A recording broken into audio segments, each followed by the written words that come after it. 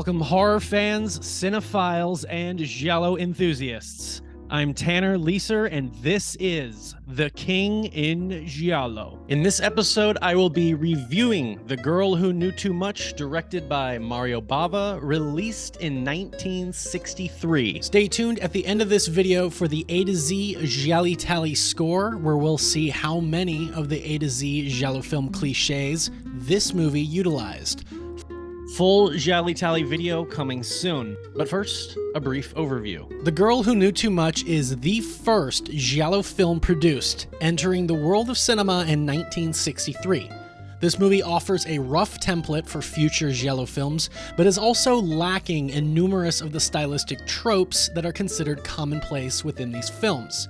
For one, the film is in black and white, considerably lackluster when compared to the vibrant colors found in the follow-up and later subsequent Giallo films. The movie is more comical and not nearly as dangerous or exploitative as other entries into the genre. Regardless of these shortcomings, the film is still a must-see for every Giallo fan and a fan of Italian horror. Now let's jump right in. Spoilers ahead, you've been warned. The film opens with something hitherto rarely seen in Giallo films: an opening credits sequence. The opening also contains a few tropes overused in the genre: an airplane and an obnoxious and out-of-place song.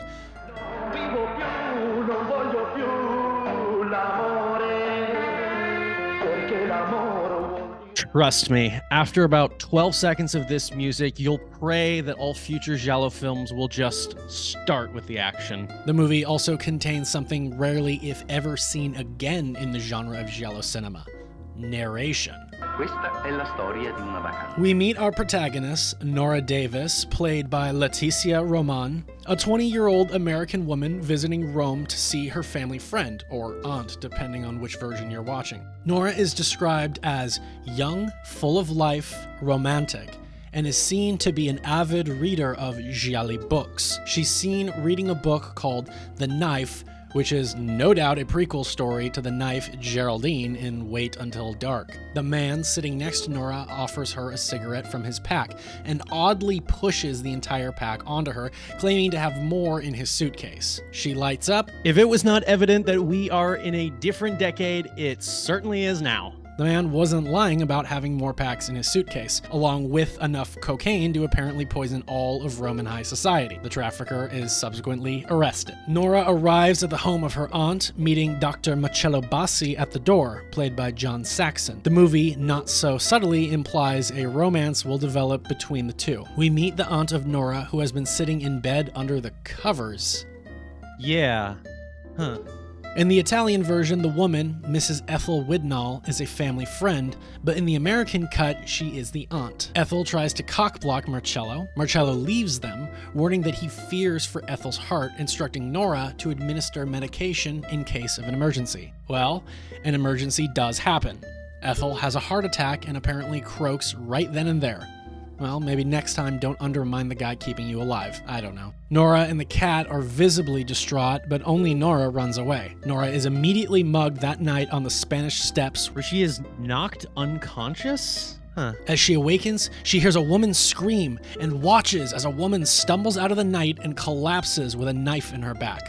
A shadowy man approaches her from the same direction, checks that he isn't being watched, rather carelessly removes the knife, tossing it on the ground, and then drags the dead woman into the shadows.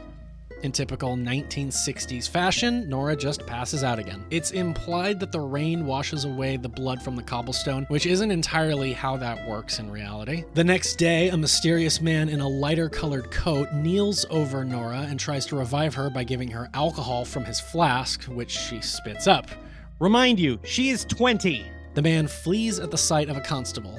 The constable does the electric slide over to Nora, where he determines that she is drunk. Nora's frightened babbling doesn't help her any. The next scene opens with a brief, dreamlike sequence.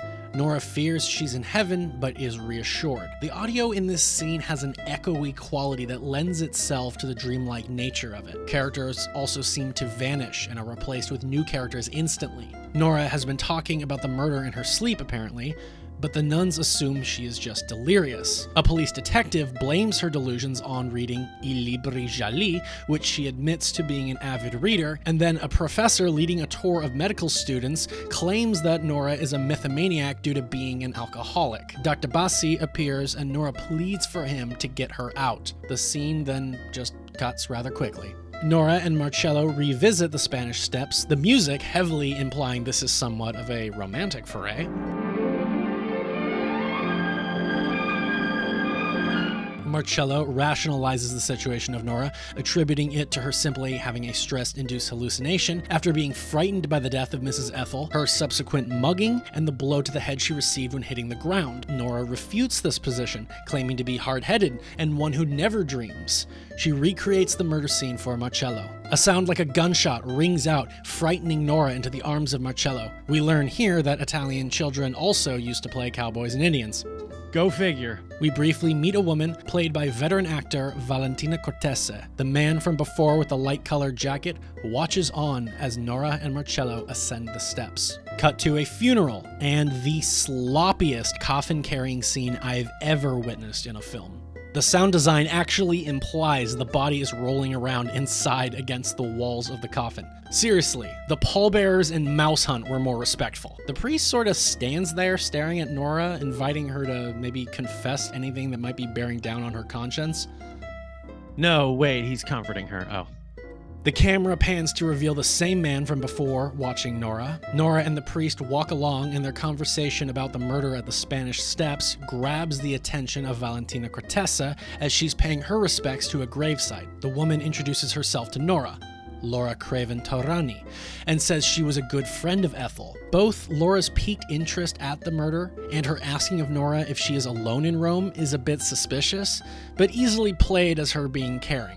After all, she was a friend of Ethel. The priest, for lack of a better word, blesses their newfound friendship, and we cut to Laura inviting Nora into her house, which resides on the Spanish Steps. Nora claims the murder was near the home, but Laura says that this is impossible because she was home that night and would have heard something. The mystery man watches Nora as she enters Laura's home. Through a series of exposition dumping, we learn that Laura's husband works in Switzerland and is never home. Laura claims she's visiting her husband in Bern the following day, and since the house will be empty, she invites Nora to stay. Laura insists, based on the poor performance of her maids, which she is prompted to speak of, as Nora is fidgeting with the button of a coat left hanging on a couch, which Laura immediately tidies up. So, after a call to her mother, Nora agrees to stay. Laura assures Nora that she will be alone and to not fret about the cleaners who may come in at some point.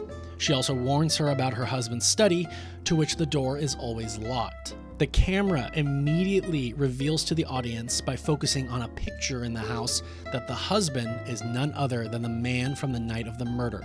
The picture vanishes by the time we transition to Nora now living inside. Nora is living large at the apartment, listening to the theme song for the film. Bava says, "We paid so much for this song, by God, we're going to use it." Enter one of the housekeepers, or doorkeepers. Through the housekeeper, we learn that Mr. Taurani has not been home in years, and that Laura Taurani cannot bear to be there ever since the tragedy.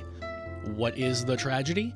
Laura's sister was stabbed to death in front of their house on the Spanish Steps 10 years earlier. As the housekeeper leaves, we see the house being watched by the man in the light-colored jacket. An unnecessary narration leads to Nora discovering a box full of letter blocks and newspaper clippings related to the murder from 10 years ago, or murders. Nora learns that 3 murders, in fact, had occurred on the steps, all of the victims being young women, and the reporter, Andrea Landini, discovered that each victim was following an alphabetic order. A. Gina Abart, B. Maria Beccati, and C. Emily Craven, the sister of Laura.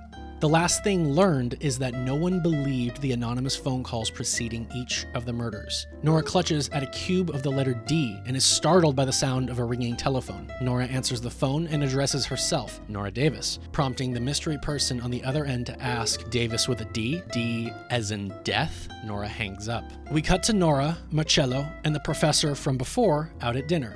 It's nice to see the professor not calling Nora an alcoholic for a change, but Nora's questions about ectoplasm visibly embarrasses Marcello. The professor, rather than treating Nora as delusional, now behaves as if her vision was extrasensory and was linked to the Craven murder of 10 years ago, and that she saw an echo of the murder. He uses this opportunity to take her hand, which irks Marcello. Marcello interrupts their conversation in a totally petty way. Another narration interrupts the scene, implying Nora has not and will not tell them about the phone call because they won't believe her, and she's effectively alone at solving this murder. Nora arrives at Laura's home, being watched by the mystery man as she enters the abode. She knows that being alone, she is susceptible to being attacked. The phone rings. Nora picks it up and immediately hangs it up. She tries the locked study door. The handle moves, either from being stuck or from someone holding it on the other side. Nora gets an idea from her murder mysteries. She will use talcum powder to coat the floor.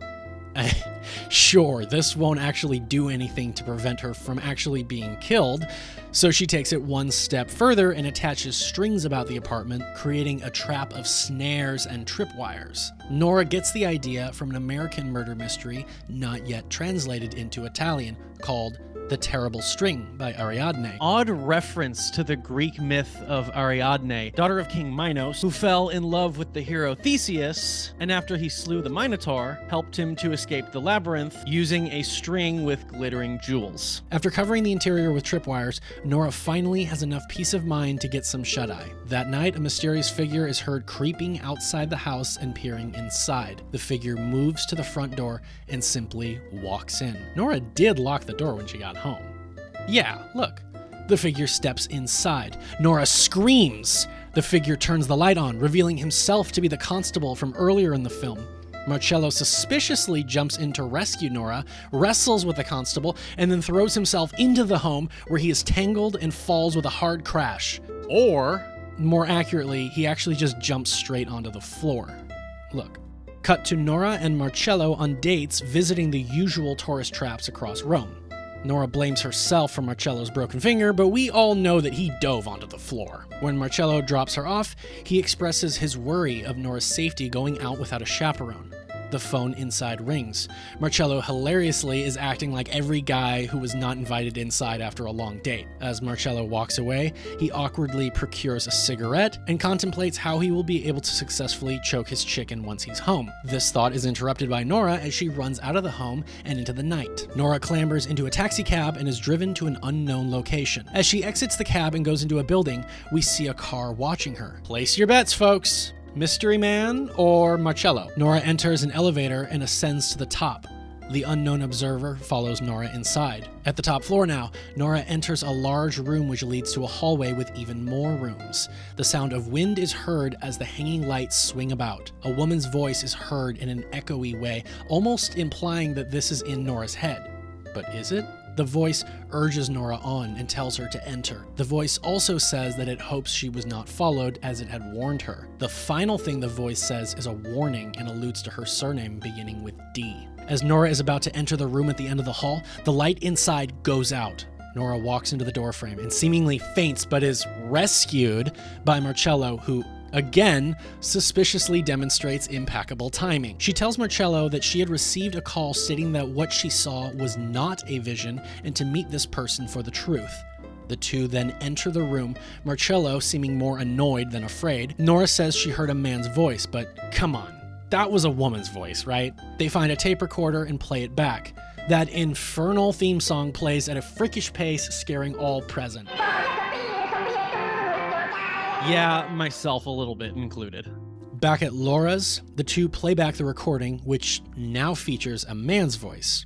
Marcello says that the owner of the room, as implied by a sign on the door, is owned by a Landini staying at a hotel called La Stelletta. Nora recognizes the name as the one from the newspaper clippings she found in the box in the bureau. She goes to show Marcello, but the box is empty now. They agree to question Landini at the hotel at daybreak. Yeah, you think? At the hotel, they learn that Landini is rarely in, but they may find him at the printers on Via Jenner. At the printers, they are told to try Trattoria del Giallo. Here, they learn that they just missed him. Cut to Nora and Marcello relaxing on the beach. Nora does her breast impression of a sundial, which infuriates Marcello to no end, who stands over Nora, scaring her as to what he might do next. He says, "Haven't you figured it out yet?" He advances towards her. She calls for help and begs no. He says, "Let's get it over with," and then rushes in to kiss her passionately.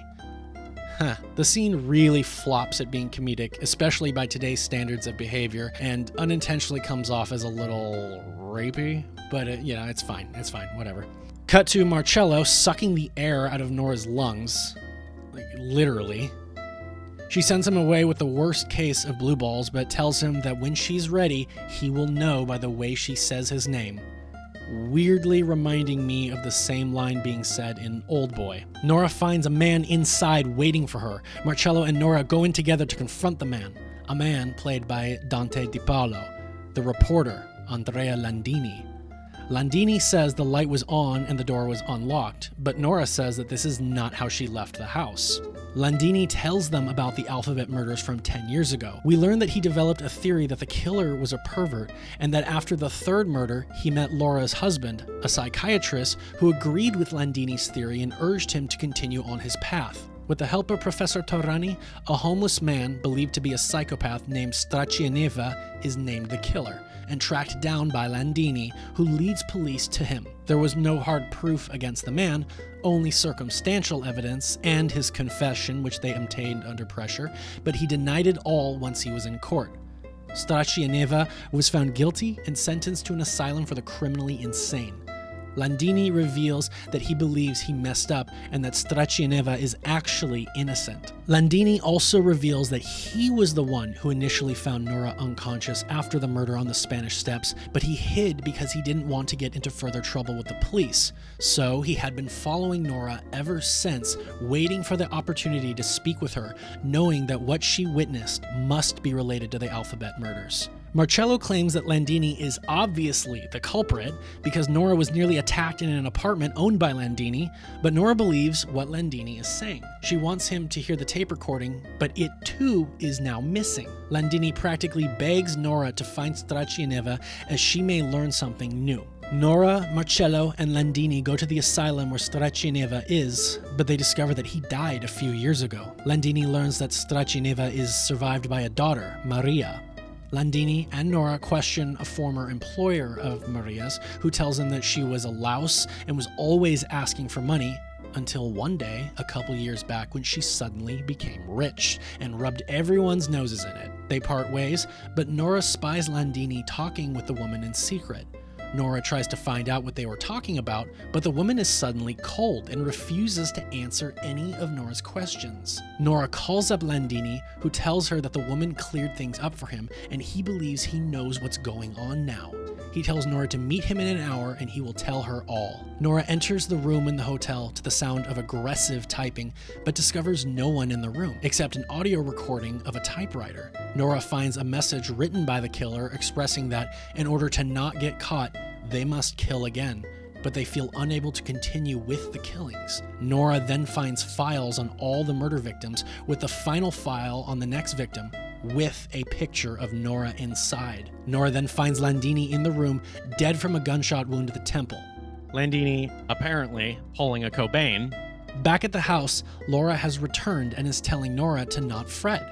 She says that Landini must have been the killer and wrote the note before ending his life, out of fear of getting caught. Nora is preparing to return to America, where Marcello assures her that he will visit her. Laura says her husband is also returning later that night, and all of them will have lunch before Nora returns home. In the papers, Nora discovers that the woman she witnessed being killed was none other than Maria Strachianeva. Nora goes to visit the morgue, and with the police investigator, identifies the woman as the victim she witnessed being murdered the other night. The investigator shows Nora the only piece of evidence they have, a button clutched in the hand of the murdered woman. He asks if she recognizes it, which she does not. Nora leaves, taking the button with her. Nora returns to Laura's with the button. The narration reveals that she recognizes the button but cannot place it. She suddenly remembers the button being identical to the buttons on the woolen sweater she observed on her first day in the house. With her last moments being alone in the house, Nora knows she must investigate the locked study.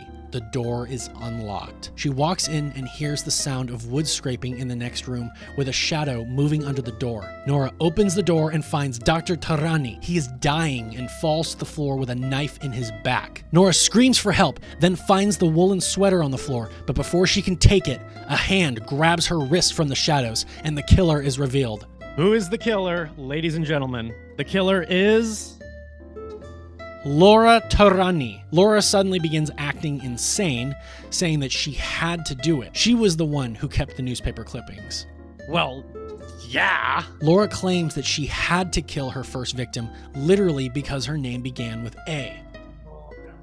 Laura reveals too that she was the one who made the audio recording, the one who killed Landini, and the one who killed Maria Stracianeva, killing Maria because she was blackmailing Laura. Lastly, Laura reveals that her husband was covering up for her and that he was wanting to put Laura in a hospital.